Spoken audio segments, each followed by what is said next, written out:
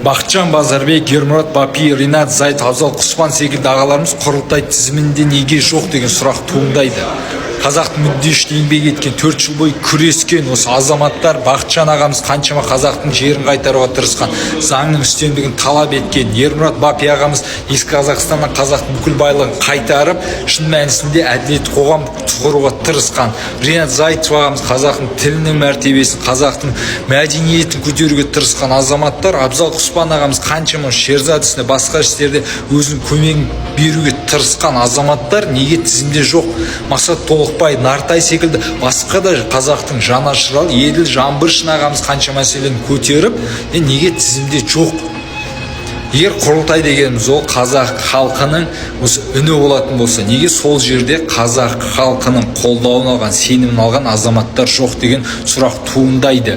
Неге сонда ол жерде әнші, бишілер болып, қайтадан осы цирк болуы керек пе? Менің және бүкіл қазақ халқының талабы елім, жерім деген азаматтар, қазақтың мүддесіне күрес алатын азаматтар құрылтайға баратын болсын. Осы ағаларымызды барлығымыз қолдаймыз. Бақытжан Базарбек, Ринат Зайытұлы, Абзал Құспан, Ермұрат Бапи, Еділ Жаңбыршин ағаларымыз қайда тізімде? Сонда қайдағы бір сайқымазақтар, әнші, бишілер құрылтайға барып, елдің мүддесі үшін шын мәнісінде осы 4 жыл бойы күрескен, елдің мұқтаждығын айтқан, заңдарды өзгерткен заңгерлер, қазақтың батырлары, жанашырлары сонда құрылтайда болмай ма деген сұрақ туындайды менде. Осы тізімді кім құрды деген сұрақ туындайды. Бүкіл қазақ халқының талабы осы кісілер қазақтың мүддесі үшін күресе алатын, қазақтың мүддесі үшін еңбек еткен. Құрылтайда қазақ халқының құқығын қорғайтын болсын.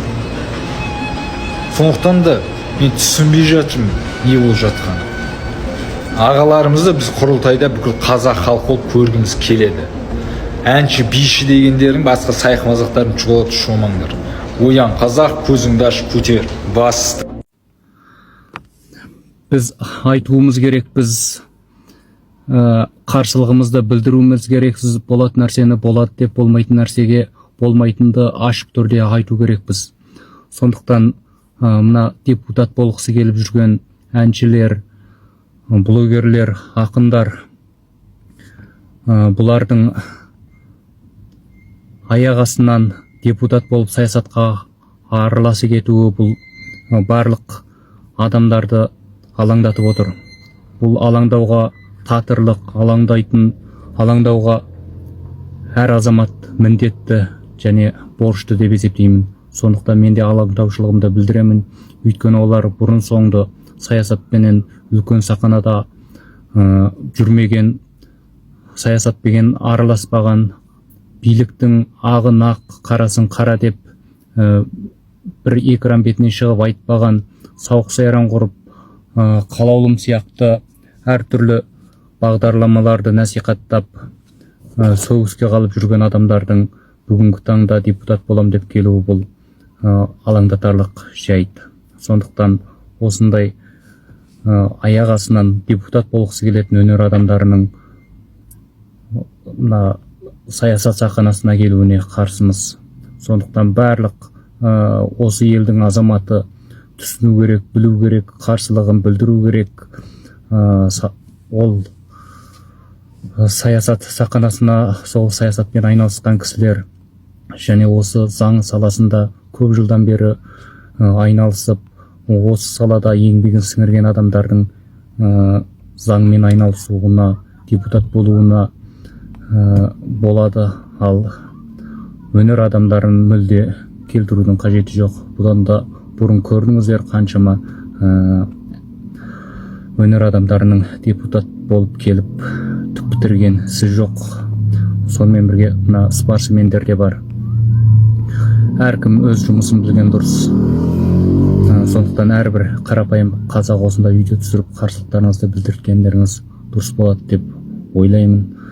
Саясатқа, заң шығаратын органға нағыз заңгерлер келсін. Бишимбаевтың ісінде прокурор болған Айжан Аймағанова депутаттыққа ұсынылды. Міне дәл осындай заңды керемет білетін, халқым деп шырылдай алатын, нық сөйлей алатын қазақтың арулары мен жігіттері депутатқа ұсынылса, әрине қазақ халқы қолдайды. Ал Аша Матай сияқты қалаулымда жүргізуші болған, немесе Тамара Асар сияқты кешегі күні сөз сөйлеген кезде халықтан сөз емес, тілек айтып тұрған сияқты тұр. Мен бұларға ешқандай қарсылығым жоқ, жамандап атқан жоқпын, бірақ та шындықты шындық ретінде қабылдай білу керек. Әртіс қай жаққа барса да әртіс болып қалады. Сондықтан да қазақ халқы, құрметті партиялар, қазақтың арасында қаншама білікті мамандар, мықты адамдар, заңгерлер жүр. Соларды ұсынсақ, соларды қабылдасақ, нұр үстіне нұр болатын еді. Сол кезде біздің жаңа Қазақстан жақсыға қарай өзгереді деп ойлаймын.